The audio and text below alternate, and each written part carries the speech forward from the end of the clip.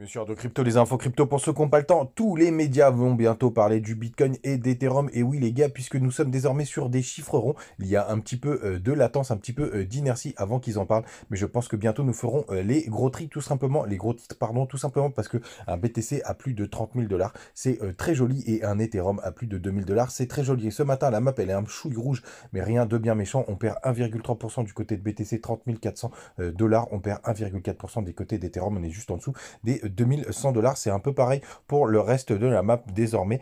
Tous les replis, selon moi, hein, bien sûr les gars, selon moi, restent des bonnes zones pour faire un petit peu de trading ou pour rentrer sur quelques positions. Je les partage énormément en ce moment. Du côté du Telegram, on a Missile Sol qui perd 4,4%. On a Uni qui perd 2,5%. Link qui perd 2,6%. On a Ton qui se réveille un peu. On a OKB qui nous fait une belle performance ce matin. On est à plus 15%. Je vais vous montrer pas mal de choses et on va commencer tout de suite avec ce fameux dollar puisque je pense qu'on pourrait avoir aussi une petite consolidation du côté de BTC déjà pour digérer cette zone des 30 000 $, mais aussi regardez, on est quand même sur, on a fait un double bottom quasiment sur ces deux mèches, une ici et une juste ici, et vous voyez, on est juste un peu au-dessus des 100 points, c'est une zone très importante pour le dollar. Si on arrive à casser ces 100 points, ce serait vraiment très bullish, mais je voudrais quand même vous montrer un peu pour que vous preniez un peu plus de hauteur quand on fait le max de l'historique du dollar. Vous voyez, on est en train de retester ce magnifique W qu'on avait juste là, qui est quand même un gros W long terme. Donc c'est normal que ça stagne un petit peu. Il serait même possible qu'on ait un rebond. On a commencé à en avoir un hier.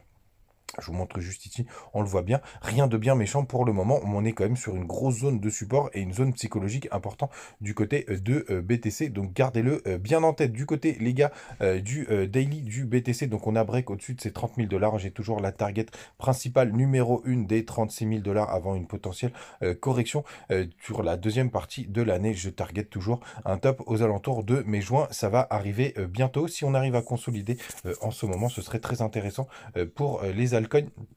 Je vais vous montrer l'altcoin dominance, la BTC dominance, pardon, puisque vous voyez, pareil, on est quand même sur un gros support. Vous voyez, on avait un range qui s'était formé juste ici avec un petit fake out juste là, et on est en train de retester les hauts du range. On l'a réintégré, ça c'est plutôt une bonne nouvelle. Mais les gars, j'espère qu'on pourrait avoir une mini all season. Ce serait plutôt cool. Du côté du long short ratio, on a encore des personnes qui sont rentrées en short ce matin. Ça s'était plutôt calmé, mais regardez, on a un regain d'intérêt du côté des shorts. Alors il y a pas mal de longs aussi qui se sont positionnés. On le voit avec les open interest qui sont assez stables, alors qu'on a une majorité de shorts qui revient en majorité. Tout simplement, c'est toujours assez impressionnant de voir autant de shorts alors que les gars, la chart elle est complètement bullish. Alors évidemment, je pense qu'on va avoir cette fameuse grosse correction dans quelques temps pour la deuxième partie de l'année, mais pour l'instant c'est bullish. Ne shortez pas ça les gars, ça fait, allez, ça doit faire au moins 2 mois que j'ai pas pris un seul short et que je ne fais que des longues et que ça me réussit plutôt pas mal. Du côté d'une information, ça fait longtemps que je ne vous l'ai pas montré, je voulais quand même vous le partager. C'est du côté des côtés des options. Ça fait un petit moment qu'on n'a pas été regardé. En tout cas, ce que je voulais vous dire, c'est que on est dans les clous, notamment sur les options à court terme, hein, et souvent on se rapproche vraiment des max pain. On n'en est pas trop loin. Et les grosses expirations du vendredi, celle de vendredi, on en est assez loin. C'est à 29 000 $. Mais bon, vous savez que les max pain en ce moment, ils sont pas très pertinents. Mais en tout cas, on devrait quand même rester entre les 29 000 et les 32 000 $, là où on a notre gros spike. Et je voulais vous montrer la target de juin, qui est assez impressionnante pour l'instant, qui est à 22 000 $. On va voir ce que ça va donner.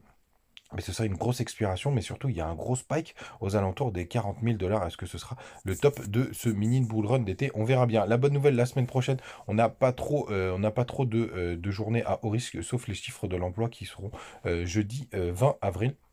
Donc gardez-le bien en tête. Sinon, ah oui, je me suis encore fait ban de TikTok, j'en peux plus.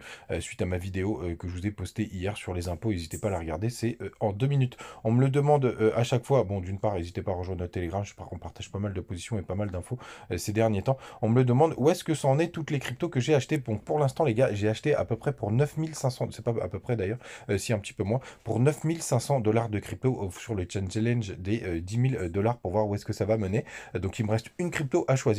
N'hésitez pas à me la mettre en commentaire si vous avez une idée. Donc regardez, n'oubliez pas, c'est 500 $ par crypto. Donc CSPR, FTM, Band, FIL, BAL, Jasmy, Missile Sol, KSM, SNX, UMA.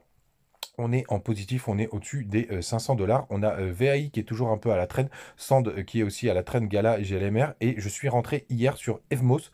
Donc j'ai mis 350 $, il me reste 150 $ à mettre. Et oui, les gars, je fais quand même un peu mon DCA au cas où ça baisse. Donc je suis pas encore à la target des 500 $.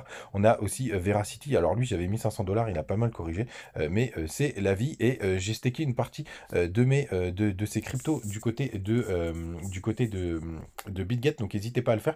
J'ai stacké App et Avax qui me ramènent des petits rendements. Et vous voyez sur la globalité, parce que je sais plus comment on fait pour regarder le détail, mais on est à peu près à 1000 $. Donc on est vraiment dans les clous. Donc là, les trois quarts qui sont dans les clous, voire même en performance. Et j'avais rajouté Compound, celle-là, je l'ai pris du côté de Biggins. J'ai mis 500 $. Vous voyez, on est à 524 $ ce matin. Donc, il me reste plus que ma dernière crypto à choisir. Et comme je vous le disais, n'hésitez pas à me mettre en commentaire. Il faut quand même que ce soit une crypto qui n'a pas encore ultra performé.